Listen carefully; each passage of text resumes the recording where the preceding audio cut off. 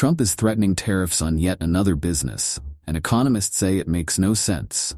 Donald Trump has lodged a hefty threat against John Deere: move manufacturing to Mexico, and your imported products will face a 200% tariff.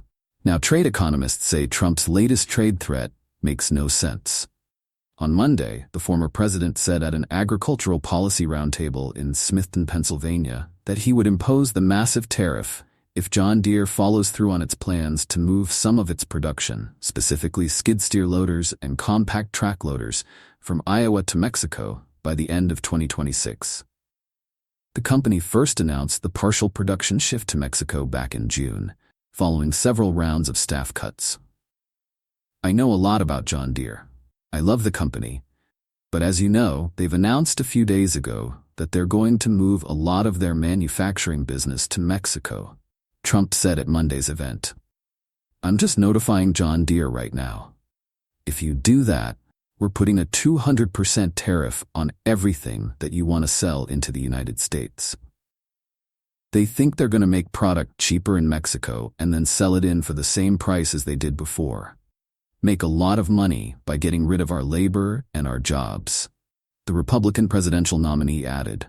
Trump also said that any company that did the same would be slapped with the same 200% tariff. A John Deere spokesperson told Business Insider that it's constantly reviewing production efficiencies and product component moves to optimize manufacturing floor space and leverage its production workforce to build machines. Jonathan W. Koppes, director of the Agriculture Policy Program at the University of Illinois Urbana-Champaign, said that Trump is tapping into concerns about companies moving jobs out of the country, and it's a pattern we've seen many times. John Deere is a major manufacturer, and the consequences of moving those jobs is significant, Koppes said. But Koppes said Trump's answer to the problem might not be the right fix. And several trade economists told BI that Trump's proposed tariff is a terrible idea. You'll find no serious, respected trade economists thinking that this is a good idea, Ian Sheldon, a professor and Anderson's chair of agricultural marketing, trade and policy at The Ohio State University, told BI. This is a huge tariff, Sheldon added. It looks almost like a prohibitive tariff. By prohibitive, I mean it would choke off imports of John Deere skid-steer loaders, would be my hunch. Gary Huffbauer, a non-resident senior fellow at the Peterson Institute for International Economics, echoed Sheldon's concerns. He told BI that Trump's huge proposed tariff is not only a terrible idea, but it would also violate the United States-Mexico-Canada Agreement, USMCA, which succeeded NAFTA in 2020. I mean, it's just a plain, simple violation, Huffbauer said. It's going to be costly for the U.S., he continued.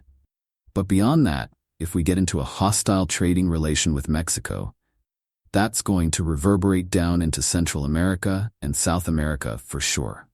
It'll start with Mexico, and you're just going to get many parts of the Western Hemisphere feeling pretty hostile about the U.S. Experts say it could also cost American consumers. Nicole Bivens-Collinson, managing principal at international trade law and policy law firm Sandler, Travis & Rosenberg, said that any tariffs applied to products are ultimately paid by the consumer. Koppes said there would also be concerns about equipment availability. It's not the first time Trump has threatened companies, and Trump's threat to impose large tariffs on imports also isn't new. In fact, it's a pillar of his economic policies. Trump has already vowed to implement a 10% tariff on all imports in the U.S. and a 60% tariff on Chinese imports. The former president also called for 100% tariffs on cars produced in Mexico at a speech in Georgia on Tuesday. The Republican candidate's goal is to bring production back to the U.S., but some economists have said the plan could increase inflation. The word tariff, properly used, is a beautiful word. A lot of bad people didn't like that word, but now they're finding out I was right. And we will take in hundreds of billions of dollars into our treasury and use that money to benefit the American citizens, Trump said in a statement to BI. And it will not cause inflation, by the way, Trump added. Trump's tariff goals going into the next election go beyond his former policy on international imports. During Trump's presidency, the U.S. imposed a 25% tariff on various Chinese goods, including steel and industrial equipment. China retaliated with its own tariffs on U.S. imports, including on soybeans, the biggest agricultural import to China from the U.S. Collinson said it's uncommon for farmers to get every component that goes into a tractor from the U.S. She said many products cannot be fully manufactured in the U.S. yet. Imposing a 200% tariff on the company for manufacturing in Mexico would be one way to kill a company, Collinson said. Our farmers today are already spending hundreds of thousands, sometimes millions on farm equipment, Collinson said. If you're going to make it more expensive, they can no longer farm. You're pricing them out of the equipment. Collinson said the both administrations could be doing better, though, and there needs to be a holistic re-examination of the tariffs in place.